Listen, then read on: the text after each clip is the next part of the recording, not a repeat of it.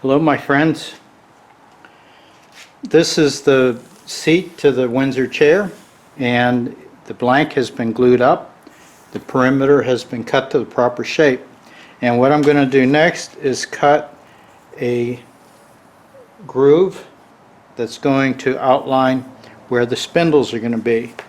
And what I'm using is a V-tip in my router. And you want to feed this in the direction that it will pull the router into the guide. And the way to do that, you have to realize the direction at which the router bit is spinning. It is spinning in a clockwise direction, and that will hold the router against this guide.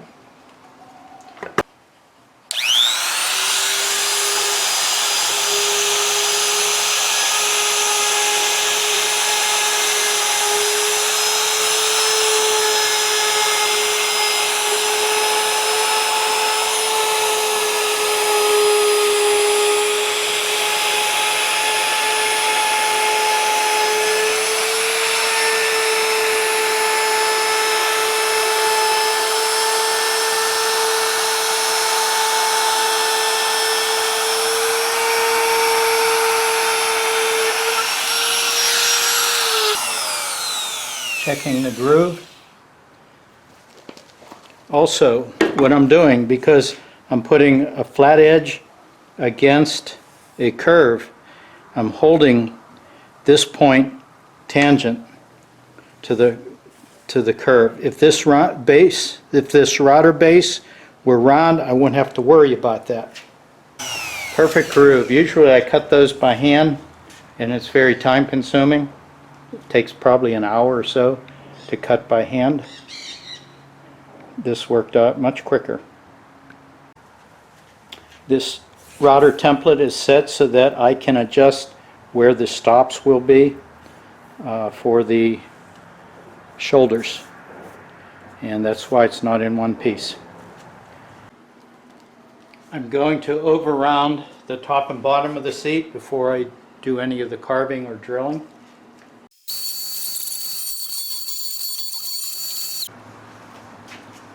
From the center line, we're going to use this marking jig to mark the concave for the legs, for the person sitting there, for their legs.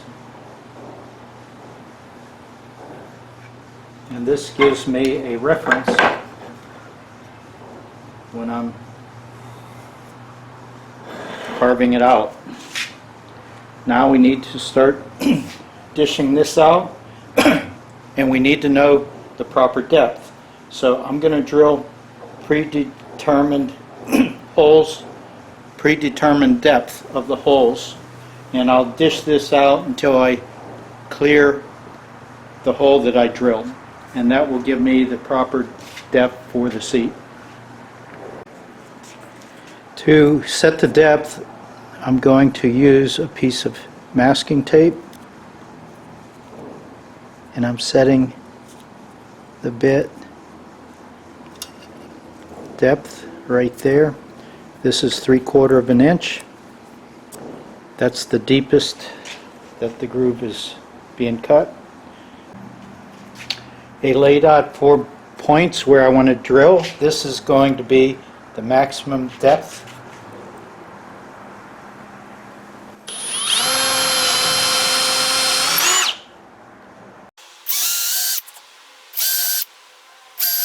Clamped the seat into my router table. I removed the router plate. That allowed me to put the clamps behind. Gives me a solid base to work on. And now the carving, in the past I've always used the small adze and dished it out with that and then sanded. But now they make a grinder disc that goes onto a 4.5 inch grinder, angle grinder. And this is going to be the first time that I've used that, but it should help me remove the material much quicker.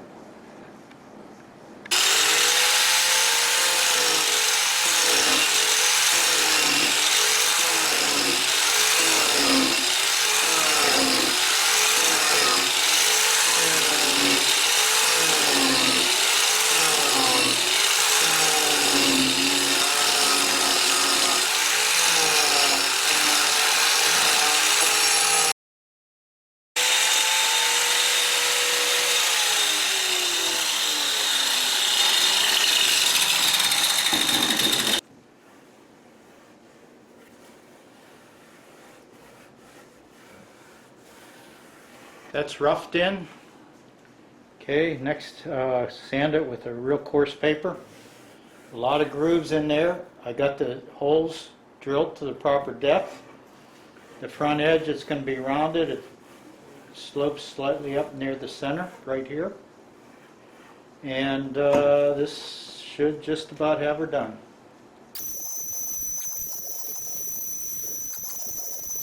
This is the drilling jig for the seat legs, and they're at a compound angle. I have it clamped onto the seat, and I have backup board underneath. I'm drilling from the top to the bottom. If there's any tear out, it'll be on the bottom, and that can be handled.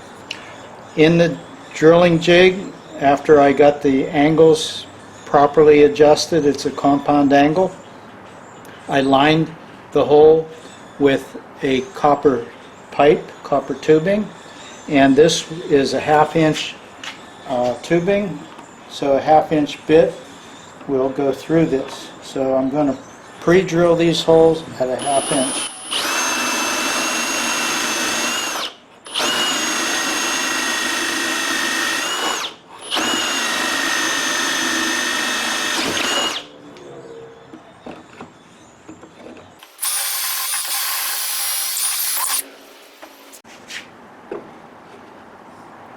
After the holes are drilled, then you take the tapered ream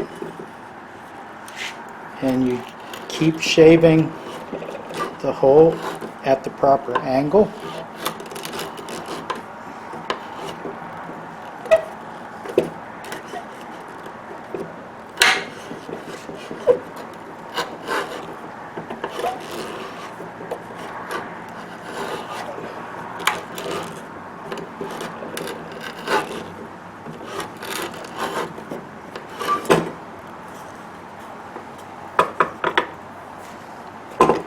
And keep test fitting.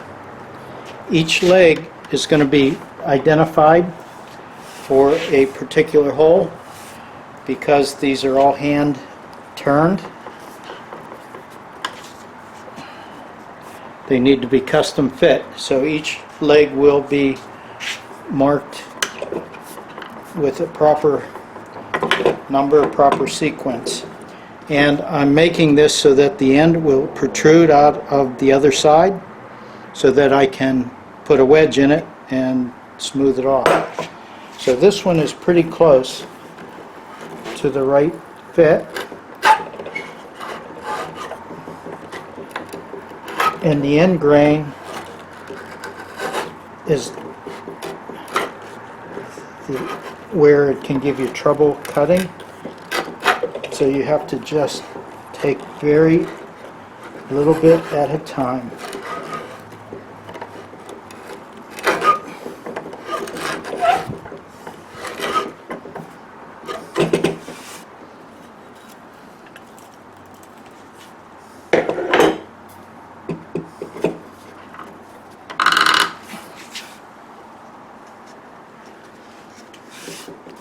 That's it. That's the size. This one's going to determine how much all the other legs go into the holes.